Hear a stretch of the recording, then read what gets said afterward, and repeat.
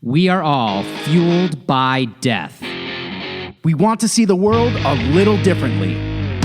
Before we are destined to leave it for good. Come with us as we show you the coolest people. And the craziest places. You will need to see and experience before you die.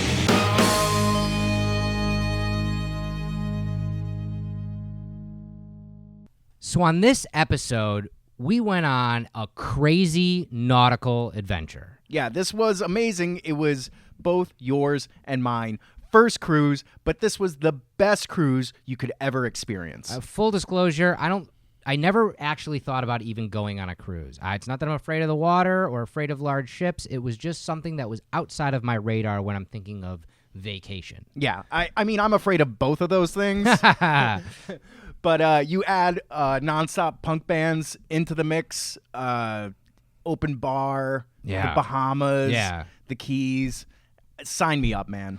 I couldn't believe when we were walking up to the ship how ginormous it was. Yeah, I mean, this thing is a hotel on its side. Yeah. It's incredible what they do. Yeah, and I mean, immediately walking onto the deck of the ship, you feel like you've died and went to rich person's heaven. I mean, immediately people are washing your hands for you and asking if you need anything and directing you where you have to go. You don't even have to think about everything. And walking from like the gangplank, in like the little herding area into getting into the ship was so breathtaking because we're immediately emptied out into this giant ballroom, which obviously is going to be one of the main venues of all of this crazy music we're about to experience.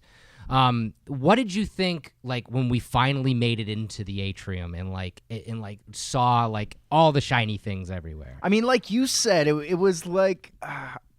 It was like we were in the wrong place. It was made for rich people, not a bunch of tattooed punks, which made it luxurious in a demographic that never gets to experience luxury, which is a lot of fun. Yeah. You get to, make a lot of trouble. Yeah. Drink a lot of drinks. Yeah.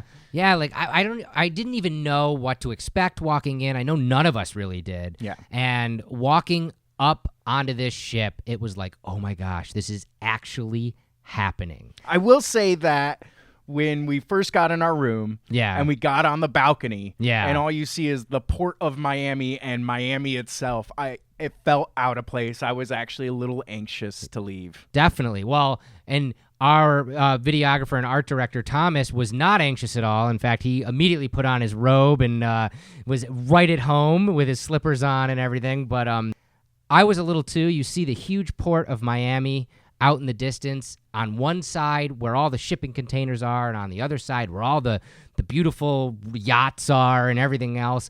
It seemed like a dream. And then you turn to the ship, and it's just filled, like you said, with tattooed delinquents who look like they're about to set fire to the seven seas. And who knows what we were about to get into. It was crazy. It was insane. But what was even cooler was not only did we get to go and sponsor the cruise through Death Wish Coffee, but we were able to team up with the Salty Dog Cruise and put out a contest for one winner from our camp, our Death Wish Coffee fans, to be able to experience the cruise right alongside with us. We, of course, pulled her in front of the camera, put her on the microphone, and asked her what her thoughts were about the cruise as well. So this is Jammin' Josie the unicorn. She's my mascot. Aw. And she actually met you guys in Baltimore. Yeah, I remember meeting her. I made you hold her. Yeah, while we got our picture taken. You didn't make me. I had the pleasure of holding her. Yes, you had the pleasure of holding her. I'll put that photo up right here, actually. So. And I am Aimie Dixon. I won the wonderful Salty Dog Cruise. That's so. When I saw that you won, the name sounded familiar, and then I was like, I think it was Sierra showed me a picture.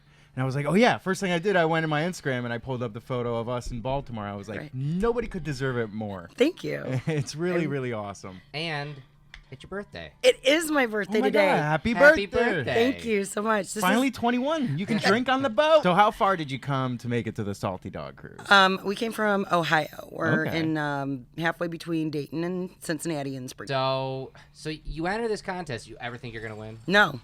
In fact, when was it Sierra that called me? Probably. Yeah. So when Sierra called me, I thought it was, yeah, right. You want a cruise. Yeah. And all you have to do is go listen to us talk for a second. I was actually, while I was on the phone with her going, I was Googling the phone number. I'm like, oh my God, holy crap. And she's like, what? I'm like, James. He's like, what? My husband. And I was like, this is like for serious. I want a cruise. A real, legit, I entered to win it cruise through my favoriteest coffee company in the whole wide world. Aw. That's Well, awesome. we were so happy to be able to do something like this because contests like this are few and far between. But when we had Flogging Molly on the show, they told us about this cruise. And we were just like, that sounds like such a cool idea. That's the first time we heard of it, yeah. Yeah, and then they literally were like, well, we'd love to have your coffee on the cruise. Would you guys want to do that? And we're like, well, can we do other things, like maybe give away tickets and stuff? And they're like, sure, for sure. Yup. That was before we even knew we were going to be able to be here. Yeah. Oh my God, Yeah. that's like awesome. Because I honestly, I hadn't heard about the cruise either Yeah. until I entered to win. And of course, again, it's Death Wish. So of course I always enter to win your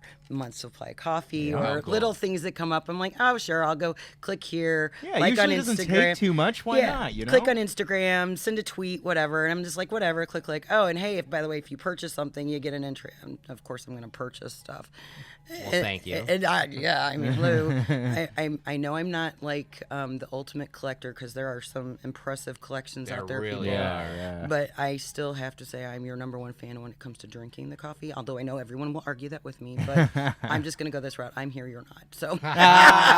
So the boat pulls away, Oh my God. and we're in open ocean. Jeff, what are you thinking? I can't. There's no escape. I mean, I wasn't scared, but I've been on boats before, but I've never been in the open ocean, really. I've Yeah. always been able to see land. And as this boat started to pull away and the tip on Miami got, farther and farther in our rear view, it was like, this is reality.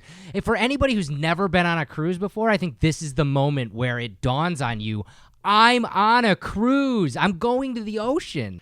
I thought I would be anxious, but when that boat pulled away from land and there was no cell reception, I was immediately comforted by the ocean. Yeah. And I was immediately comforted by the fact that we were on this amazing journey. And the wind coming whipping across the bow when we were standing on the bow in the very beginning when it was first pulling away, that was epic. It was awesome. That might have been my most favorite part of the trip, going to wind parties at the front of the boat. And seeing everybody enjoying themselves on the pool deck near all the bars and swimming in the pools and near the stage and having a great time. Before the bands even started, it was incredible. It kept bringing the question to my brain, how does this exist? Yeah, how can this even happen? How does a punk rock cruise even happen? Well, we had to ask that question to the captain himself, not the real captain. So we pulled aside David King from Flogging Molly to give us the breakdown of how this Salty Dog cruise came to be. I can't believe what an incredible thing the Salty Dog cruise is. Where did the idea even come from? Was it yours? Well, you can say it was yours. Well, years ago we had this idea that we wanted to do something like this, and then it kind of got on the back burner because it's like, we're still like I've always felt like a working class band kind of thing. Totally. And then it was like, cruise is like, really? I don't know. And then the opportunity came about to give it a go. And we've actually embraced it because it's almost like a weekend about forgetting about everything, really, you know what I mean? I feel that way. Yeah. Oh my God. Being on the ocean, you're like, for 3 days or whatever the year, you can forget about what's going on in the No world. cell and service, no internet yeah, service. it's like just and it's a great blast. I mean, It really is. and for the bands as well. The bands really have a great time too, and the fans have just been like, we've people from everywhere: Germany, Norway, Met so many Belgium, England, Ireland. They're come from everywhere. Yeah. United States, of course, but it's it's one of those things that, like, obviously I'd never thought in a million years, just being a musician, that I would ever be in a position where I'm in a band playing on a cruise ship. It never appealed to me, first of all. Yeah. But it's a completely different experience. God. I've never been on a cruise before. This is our first. This is our first yeah, cruise. yeah. So it was like, but it's great. We actually are really beginning to embrace. Like last night after the show, we went back to our room, and our manager Corey came back, and we're sitting around talking about what we can do for next year and how we do this, and da da da da da. And we were actually excited about it. It was really positive, and yeah, I mean, never thought in a million years, but there you go. Jeff, let's not forget the most important part. Drinks! Oh my God. Free open bar from the minute you set foot on the cruise to the minute you leave. I got to tell you, it was paradise for me. I felt like I could drink all I want and couldn't get drunk, and I could eat all I want and I wouldn't get full. But when somebody says open bar, I assume there is a bar and you can get some crappy liquor or some cheap beer. That was not the case. It was all the bars on the ship and including on the island in the Bahamas. It was any liquor you wanted. It was anything you wanted. And the mojitos were fantastic. They really were. And shout out to all the bartenders, part of Norwegian Sky and the entire cruise line, because they worked their asses off to make sure that we were nice and sauced the entire trip. And they were in a great mood the whole time. Yeah. And speaking of the Norwegian Sky and all of the amazing people that work there, the cooking staff was incredible. I will 100% say, walking onto a punk rock cruise for 3 days, I figured we're going to get prison food. Yeah. And you know what? We even had an idea that we were going to visit the restaurants on the boat so we could get quality food. I don't think we did that one time we were on there because we just ate quality food the whole time. Quality food from the buffet the whole time. I mean, roast chickens, delicious desserts, any kind of anything that your heart desires, from pizza and hot dogs even, all day, every day. And I have some diet restrictions, and this was not an issue whatsoever, even though I ate anything I wanted to. From the food and the drinks on this cruise, I didn't expect it to be that good. And I wanted to ask our contest winner, Aimie, if she had any expectations about the cruise as well. And this has been the best trip ever.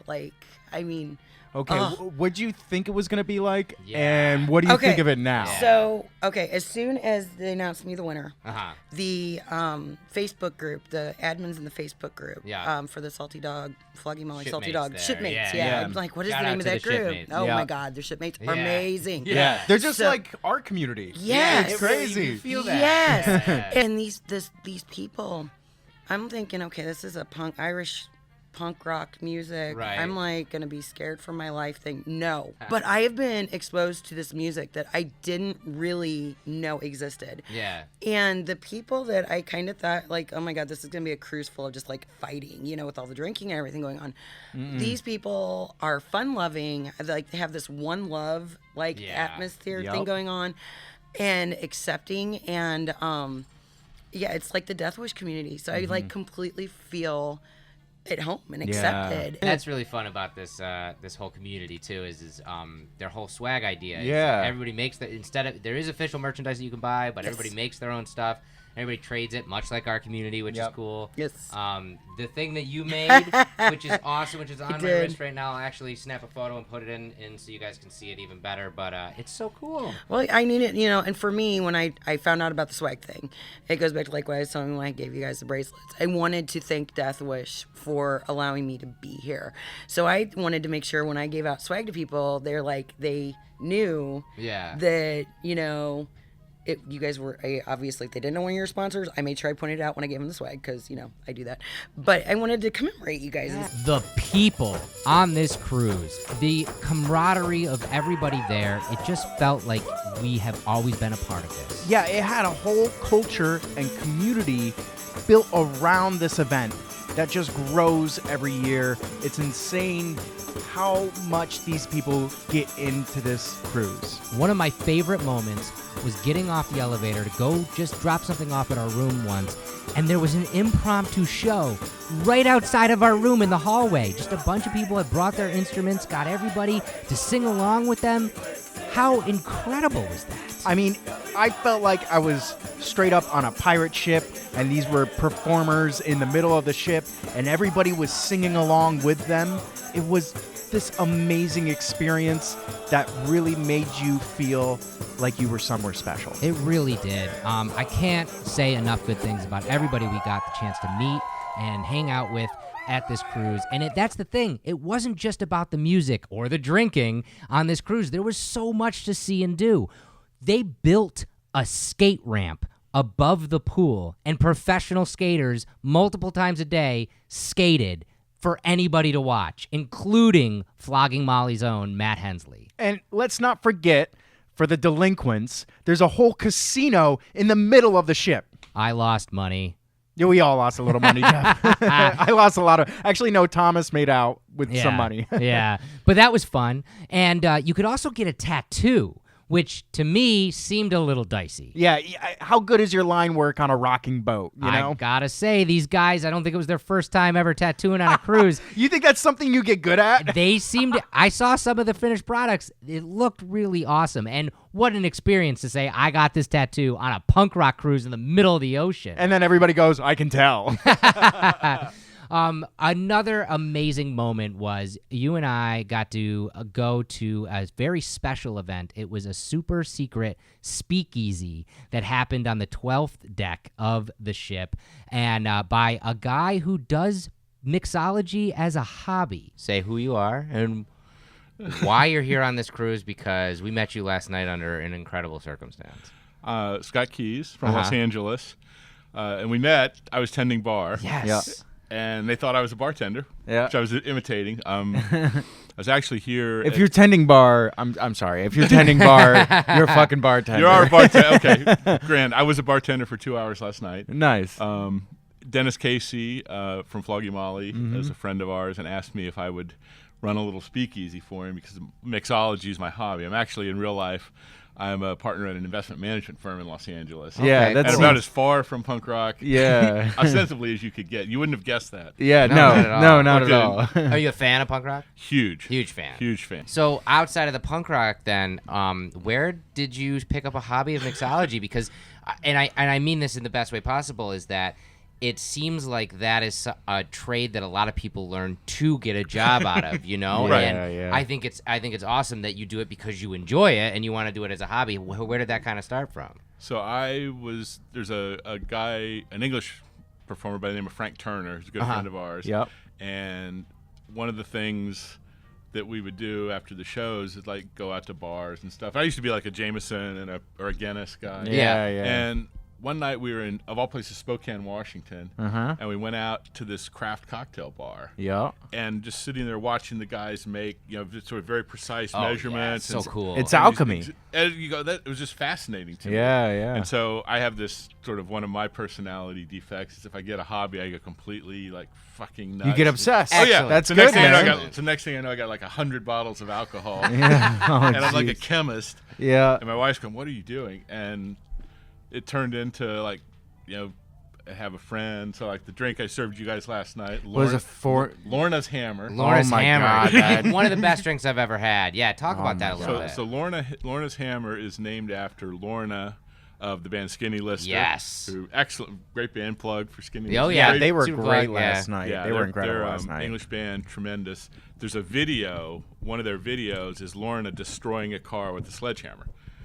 So we were in England to see a tour with them and a band called AJJ, Andrew Jackson Jihad. Yeah. Okay. We hosted an after party, and I said, I'll make a cocktail especially for that. So I put a few things together. Yeah. And it actually turned out really good. Yeah, it's So like good. it's almost like an old fashioned but smoother. Sweeter and then fiery at the end. Yeah, Yeah. really, really good. And so made that, and then with the Flogging Molly thing, what's been fun is they'll play some shows in places where there isn't like a bar nearby. Yeah. So we bring the bar with us. So I'll bring Right. in 2 or 3 cocktails and bring this stuff in and just have a little table backstage and make up cocktails. So Dennis asked me, "You want to do it on the boat?" So speaking of that incredible drink, the bands on this cruise were epic, and we wanted to see them all.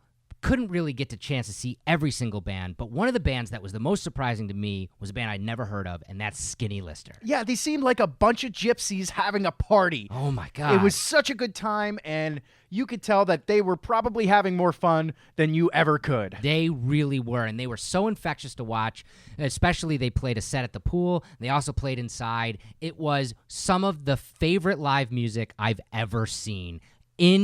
Incredible. Another band that we got to check out very early on was a band called Captains of the Head. Yeah, these guys were all dick jokes, and they were just hilarious. That's roll the dice. You got an English accent, you're standing around ports, you're going to end up on the boat. You're going to get on a boat. International waters, okay? Like, it's fucking... Rules are different out here. Nobody's anybody's. We're just atoms clashing into each other. I don't know where I start and you begin. That's fucking romantic. Really, really funny, and got everybody involved in the music, and again felt like we were pirates on the open sea, listening to sea shanties by these three like hilarious guys. It definitely set up the environment to have an even more better time, if that's even possible. Another act that's a fan favorite on the Salty Dog Cruise was Beans on Toast, a.k.a. Jay. And he brings it every single night. He played all over the ship. He's a singer-songwriter, and it was incredible to see the crowd hang on every word that he would say. Yeah, I didn't know what to expect. I know that we had talked to him a little bit beforehand to set up the interview. But, we went to see his live performance just to see what we were getting into. And half the crowd knew every word of every song. Blown away. And once again, it just gave that feeling like this was something special. And we felt special that Jay wanted to sit down and talk with us on the show. Yeah. That's nuts, man. It still feels like yesterday. Yeah. It's Definitely crazy. doesn't feel like So, can you describe in summation your journey from 2003 until 2018 when you're on this fucking crazy cruise, or even flash back to a few years to like when you started on this cruise? That was that going on, and I had this kind of like, okay, I can like now write music without a care, and I did it at Glastonbury, and I was like, I had the songs, I was gonna start a band. And it was like a sort of open micy type thing at a festival, quite relaxed. And I was like, oh, okay, I got some tunes. I get up. And it was like, all my songs were about hammered people at festivals. And I was like, preaching to the converted. Yeah. And I'm halfway through the first song, I was like, I'm not going to start a band. I fucking got this. Like, it went down so well, that first tune. I was like, fuck, I don't, and I never thought about like folk music or singer-songwriter, none of that shit ever would pass from me, but I was just like, wow, this is how the song's written. When I played them in that format, to the people I was singing about, it was just like, man. And it became, and after that, solo, so easy. I've been working with bands. I know the shit they got to carry, people they got to pay, all that shit. So how did you get on to the boat? How did you get on to this? Through Frank. So it was, we did the, Frank was doing, it started from Wembley gig. So because I did the early tours with Frank, and he was like, that was weird, like, and he was always like, I got you. You're there from day one. I've got you. Awesome. Yeah. And it was like, and then he did this Wembley show, which is like a big kind of arena in the UK. And it was like, when he did it, he was like, it was like a big move for him, because it was like, we're doing arenas. And it was like, but he was like, it's like, everyone's coming together, and he was like, you're doing the opening slots. It's like, cool. And I was like, without blowing my own trumpet too much, I fucking nailed it. Yes. 20-minute slot. Like, when I had a song specially planned for the night, crowd surfed off of the stage Off of to the back of in Wembley. Wembley. That's amazing. And the DJ played Mr. Big Stuff while I'm doing it. So Shut it's like, up. who do you think you are, Mr. Big Stuff? And I just like went out, and it just like everything in Wembley just went amazing. Wow. And he was like, and Frank was just like, mate, I can't, we're doing an arena tour and you got to do it on that one. I basically just got the gig for the whole tour. And on that tour, Flogging Molly were main support.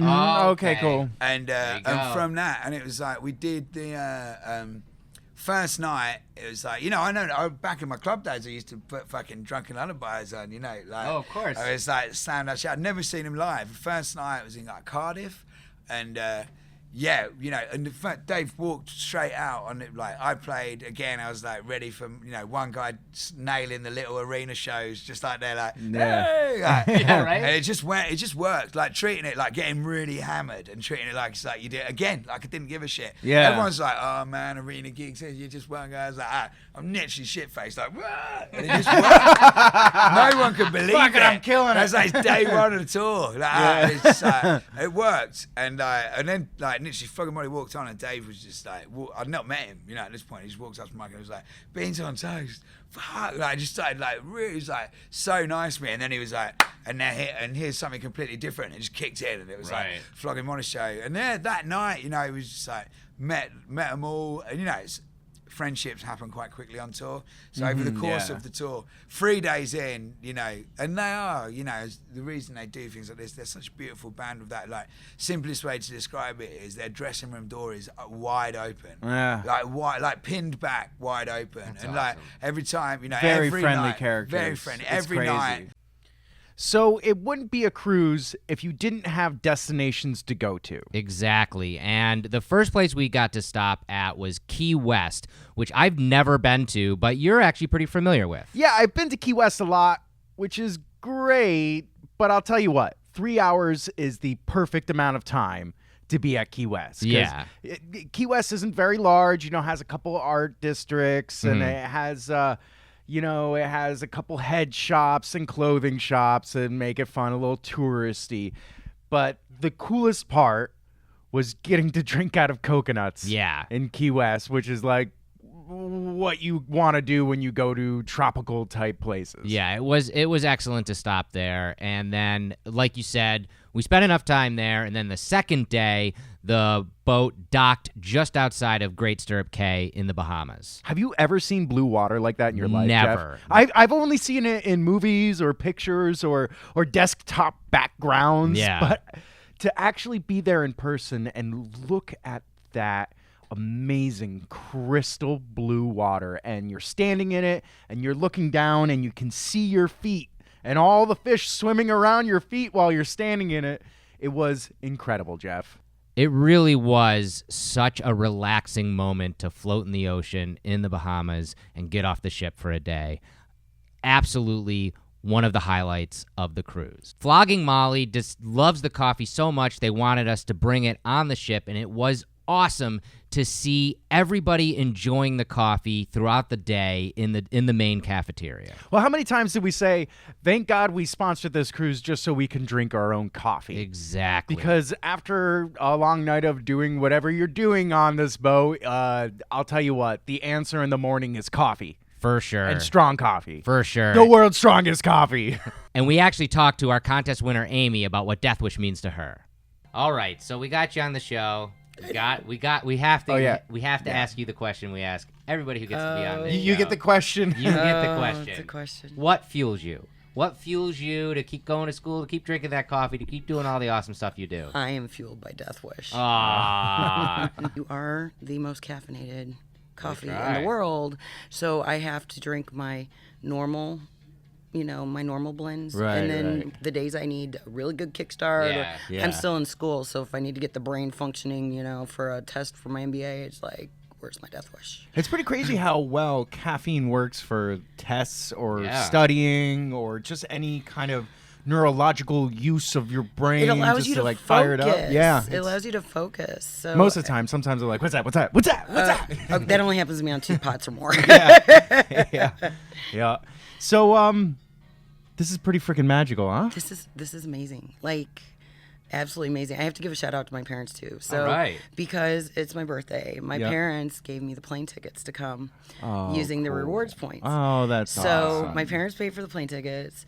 My husband paid for the hotel room. You guys paid for the cruise. So I am cruising for my birthday completely my free. God, that's and so cool. this has like been the best trip ever. Once again, we can't thank Flogging Molly enough for allowing us to come on this cruise and sponsor it with all of our coffee. And we sat down with Dennis and Bob to talk about the early days of the band.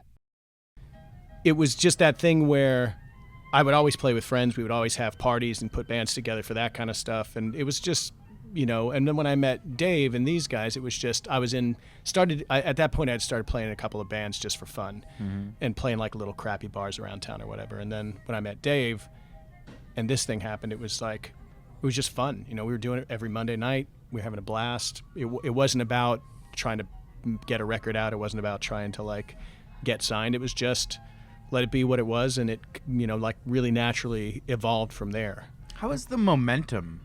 Like, when did you start to feel that pick up from like a Monday night thing to like, oh shit, I can do this for a living? Like, where did that pick up, and can you pinpoint it to a reason why, or is it just purely hard fucking work? For me, I think it was when we did the Warped Tour. Like we did a bunch of tours. We did one we did like a bunch of stuff on the West Coast where we'd all take vacation days or whatever and take 4 days off and go up and down and do Seattle and San Francisco and we booked the Warped Tour through our label. And that summer, we went out before the Warped Tour and did 6 weeks of residency on the East Coast, where we played New York every Monday and Wednesday, and we played Boston on Saturday, and we played Philly on Thursday or whatever. Putting we the just work in. Yeah, and just for 6 weeks went to the same bars every week and just built an audience out of nothing. And that was the first inkling for me that like, oh, we can do this. Like we started playing these places like the Continental in New York with like 4 people showing up at the beginning. And by the end of the 6 weeks, the place was packed. Wow. And so that to me was the first, we spent a long time building the audience on the West Coast. And to be able to do that in 6 weeks on the East Coast, that's when it started to feel to me like, oh, we do actually have something here. Like, this is an unusual scenario. And then we did the Warped Tour. And then from then on out, it was just kind of like, oh, yeah, there's no more day jobs. Was that like the first Warped Tour? When did you guys pop No, into that? what was it, 2003, I think? 2002? It was pretty early 2000. on, but... Wasn't it 2000? Oh, wow. Yeah, that's- 2000, 2001, right, yeah. When did that start? Like 97 or some shit? Yeah, Yeah. So it's ironic you asked that question, and I don't know if Bob will remember this, but we were driving on the 101 going to Dave's house, me and Bob. All right. And I was driving, and I always remember this. It was like this. We were all talking. Bob, you had a decent. I think you had probably one of the better jobs out of people, 'cause we all had to quit our jobs now. Oh, of course. And to me, this was like this is a dream come true. I'm gonna go be a professional musician Right. and sleep on someone's floor.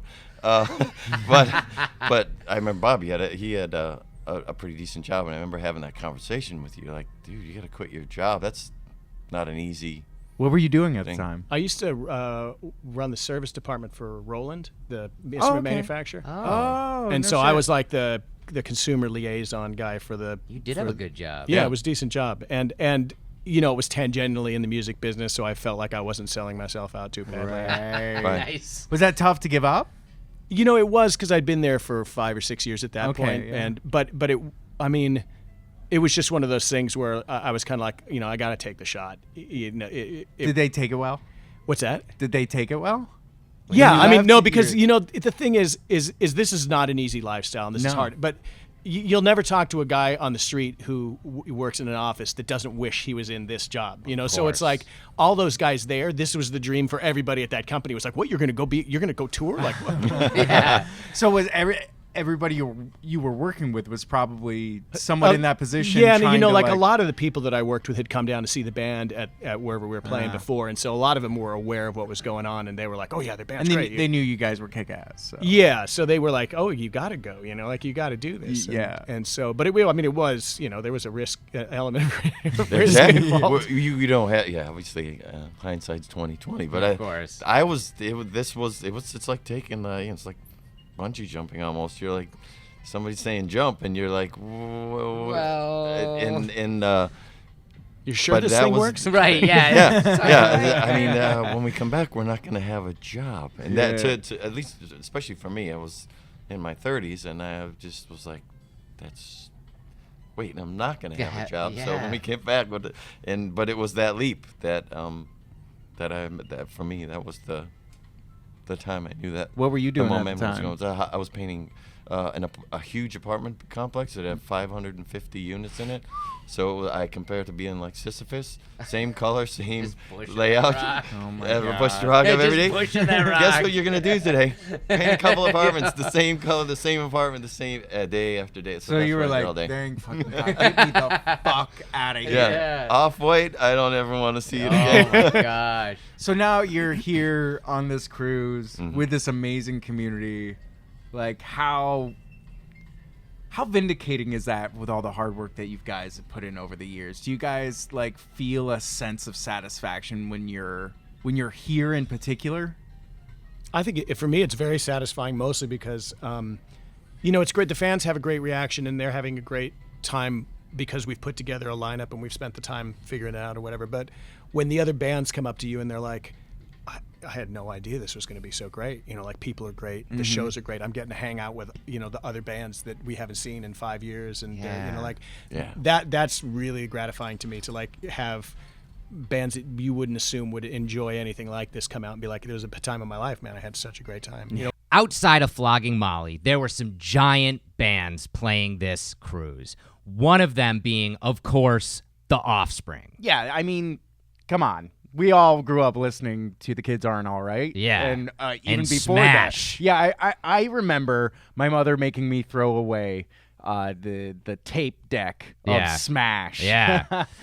Because it said naughty words. They were so awesome to see, and they played poolside the last night of the cruise while skateboarders are skating above it.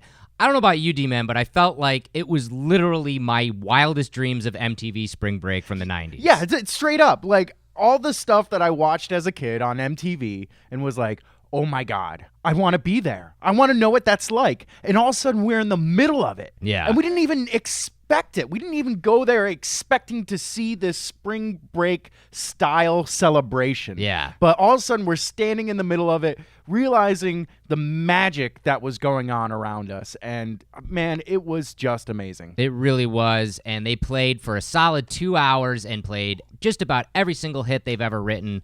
It was so cool to be a part of that. And another one of the biggest bands on the cruise was the Buzzcocks. And unfortunately, I feel terrible, we didn't get a chance to see their performance on the ship. Well, with so many things to do, like gamble and drink and eat, and, Yeah. and also run interviews Yeah. and catch other shows, and of course you got to get your sleep in, and you got to check out the boat. You're gonna miss some bands. Yeah. And unfortunately, we did miss the Buzzcocks, but we did have a chance to sit down with Steve Diggle and talk about starting a punk rock revolution. Speaking of life-changing things, where I want to go all the way back, and what got you to pick up a musical instrument? Where did that kind of stem from? Well, the music scene at the time was like, it was like the progressive rock thing. Now, I liked Right. a bit of that. I went to see Yes once and all that kind of stuff. Yeah. Right. Because that's what was going, you know. Yeah. You drop a tab of acid and go and sit there and watch them do a whole song, which was like, one song was a whole album, you know. Yeah. Oh, yeah. Movements and fucking orchestrations, and you get. But you know, I was like 20 years old, and I thought, fuck. Remember when bands had 3-minute songs, and people like the Who smashed their equipment and told people to fuck off, you know. Yeah. And that sort of disappeared, you know. So it was like, you need some excitement in your life. So that's how we got back to like the shorter songs, bit of energy, Right. and also singing about stuff, that was relevant to us and the human condition. I mean, we connected in a lot of ways with people that, I feel like that too, or I've had that and all that, Yeah. rather than singing about mushrooms in the sky and stuff. And it's like, fuck, yeah, I got to pay my bills too. And, Right. and my life's fucking shit, so let's celebrate it, all kinds of things. And, there's heavier themes with Buzzcocks as well, with the lyrics and Of and the course. songs and the music and all that. So that was the importance of it, really. It was like trying to do music that was like, I say, relevant to you and had some preciousness and passion and all the kind of things, Was it tough to navigate the music industry at that point because there was all of this progressive rock at the time, and you guys were, coming out there and being as real as possible? Like, was it tough to navigate during those A times? little bit, yeah. I mean, we made our first demo, and really we set out to make the most uncommercial music possible. you know? Yeah. And we made this demo. We made these 4 songs, and it was like we come from Manchester originally, so Manchester's like 2 hours away from London. 2 hours on a train with 200 miles, and it's like, if we go with these tapes, they'll probably laugh us out of the building or something. So we came up with the idea of making our own record. Now I know back in the 50s used to do it in the States, but even that, everybody's kind of like, if I do a nice song, I'll get a deal from this big kind A&R man. Yeah. And you got to suck dick and do everything else. Yeah, And we thought, what the fuck, And somehow we come up with this idea for like, £500, say $500 equivalent, we could make 1,000 records to the people we're playing to in Manchester. You know? Yeah. And he was like, it's seen as a stroke of genius now, but at the same time, it was a stroke of genius, but also a stroke of necessity. It was like, well, if we make our own record, we don't have to do all that begging record companies, because I'm sure they're not interested. As soon as we did that, that inspired a lot of other bands to do it, because we was the first on the block back in So nobody was DIY nobody was at the time? No. Really? We kind of invented that. Yeah. Wow, no shit. So how did you go about recording that album? You just did it in your basement with a 4-track? Well, it was a 4-track EP. Yeah. We got some money and blagged the studio time. You've got to remember, we kind of did them songs live with a couple of overdubs. Yeah. Very quickly. It was just an afternoon, maybe 4 hours. It's punk. You don't need punk. Yeah. And it was like, we had this guy, Martin Hanna, who said he was a producer, and I don't think he'd finish it. When the engineer was making it sound good, he'd start pulling all the things and messing about and making it sound. Geez. But we got this great, unique sound, you know. Like, it was a sound that, well, to quote Yeats, the Irish poet, it sounded like a terrible beauty was born, he said about the Irish troubles. And that's what that was. The engineer's making it all nice, like with the Eagles or something, and he's pulling it away. He's making it unique. Yeah, making it unique. And I don't think he knew what he did, but between all that, you know, he was kind of working in the dark, but he had this spirit of like, listen, let's break the fucking rules and let's just get on with it like this, you know? There were so many amazing bands playing this ship, all over the ship, all 3 days. It was pandemonium to even try to fit it all in, including the bands we got to talk to on this show, like Flogging Molly, Buzzcocks, The Vandals, The Adolescents, Skinny Lister, Mickey Rickshaw, Brogue Wave, Captains of the Head, Beans on Toast. The list keeps going and going. Outside of all this incredible live music that we just got to experience, D-Man, what was your favorite moment? What's the moment you look back on? I'll never forget that moment we had on the beach in the Bahamas. Yes. I mean, it was literally out of a vacation pamphlet, and I see why, marketers have pushed it as this big relaxing thing, because you know what? It was the most relaxing moment of my entire life. What about you, Jeff? Well, I actually have 2 separate moments, one of them being the runner-up, and this was very, very quickly. We were on the bow of the ship in a hot tub in a thunder and lightning storm by ourselves. That was absolutely mind-blowing. You don't get to experience that twice. No. You don't even really get to experience that once. No. And there we were, and it was amazing. It was amazing. And but honestly, probably one of my favorite moments ever was you and I getting to sit in the casino with Steve Diggle from Buzzcocks as he chain smoked and we all drank jalapeno mojitos, and he just regaled us with rock and roll stories from the early days. Hearing stories that you never get to hear and that we can't even repeat. Yeah, they were pretty epic. But the true atmosphere of this entire adventure is what truly makes this a special event is the whole entire atmosphere of everything going on everywhere that we were. Yes. On the boat, the people, the beaches, just this whole feeling that was going on. The crew of the boat? Yeah, everybody was in such a good mood. Everybody was having a good time. I've never really experienced anything like that before. Me either. You just felt like you were part of this elongated family of punk rockers and tattoo artists and skateboarders and just people wanting to have a good time.